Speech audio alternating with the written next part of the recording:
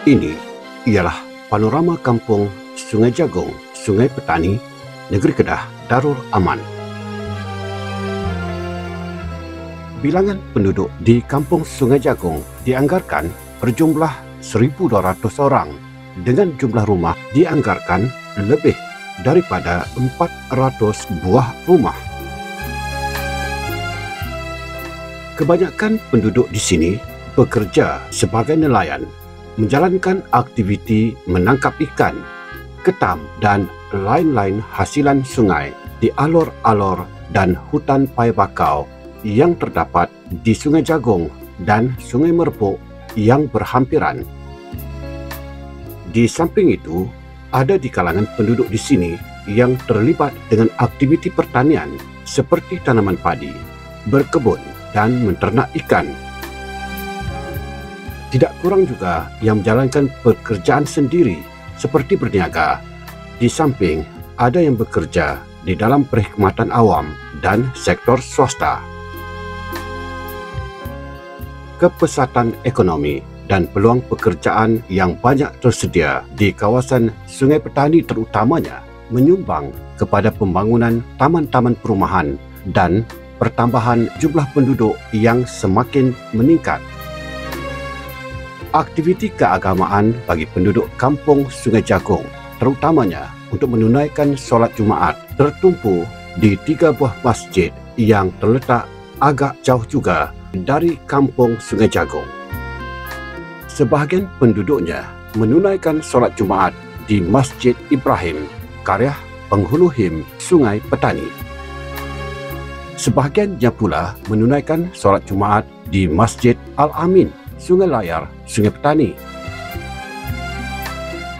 Manakala sebahagiannya lagi menunaikan solat Jumaat di Masjid Al-Majidi atau lebih dikenali dengan nama Masjid Kuning, Sungai Layar Hujung, Sungai Petani.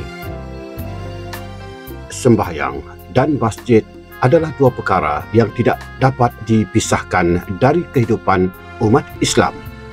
Masjid menjadi tempat perhimpunan umat Islam, khususnya untuk menunaikan ibadat sembahyang. Masjid juga menjadi pusat memaju dan menyatukan umat Islam melalui aktiviti-aktiviti kemasyarakatan seperti mengadakan halakah ilmu, majlis tazkirah, bertadarus Al-Quran, pemesyaratan dan sebagainya. Ringkasnya, masjid adalah menjadi tempat menyuburkan keimanan dan ketakwaan supaya kehidupan kita mengikut landasan yang berkat dan diredai oleh Allah Subhanahu wa Ta'ala.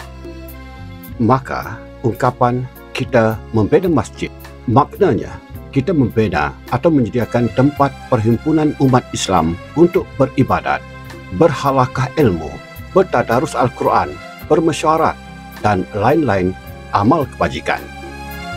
Menyedari situasi ini dan mendengar keluh kesah penduduk, Jaduankuasa penduduk kampung Sungai Jagung telah menggerakkan usaha dan berbincang dengan pihak pejabat agama daerah Kuala Muda, dan hasil daripada musyawarah dengan pihak pejabat agama daerah Kuala Muda telah meluluskan satu karya baru di kampung Sungai Jagung yang dinamakan Karya Sungai Jagung. Memandangkan karya Sungai Jagung belum memiliki sebuah masjidnya sendiri, Jaduankuasa karya telah memilih Surau Al-Naim sebagai tempat menunaikan solat Jumaat sambil berusaha untuk mencari dana bagi pembangunan sebuah masjid yang menjadi impian seluruh penduduk Sungai Jagung.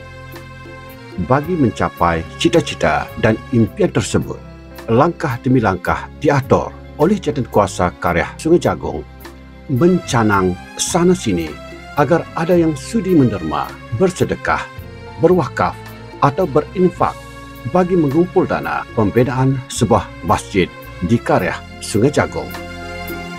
Langkah kanan sudah bermula. Alhamdulillah, seorang anak tempatan yang hanya mau dikenali sebagai hamba Allah bermurah hati mewakafkan kepada pejabat agama daerah Kuala Muda sebidang tanah di lot 11539 Mungkim Kuala Muda seluas 52,252.273 kaki persegi untuk dijadikan tapak pembinaan Masjid Karya Sungai Jagung yang dicita-citakan. Sabda Nabi Muhammad SAW yang bermaksud, sesiapa yang membina masjid kerana Allah, Allah memberi baginya rumah di syurga kelak, binaan seumpamanya. Hadis riwayat Muslim. Segunung Harapan oleh Jaduankuasa Karya Sungai Jagung yang mewakili seluruh penduduk Sungai Jagung membawa perkabaran kutipan dana ke arah pembinaan sebuah masjid Karya Sungai Jagung dan mengharapkan muslimin muslimat, ahli korporat, para dermawan, seluruh masyarakat Malaysia dan Nusantara sudi kiranya menyumbang ke dana pembinaan Masjid Sungai Jagung. Semoga usaha-usaha dan urusan ini mendapat keredaan dan dipermudahkan oleh Allah Subhanahu wa Ta'ala. Semoga perkongsian ini mendapat manfaat kepada semua dan disudahi dengan wabillahi taufik wal hidayah. Wassalamualaikum warahmatullahi wabarakatuh.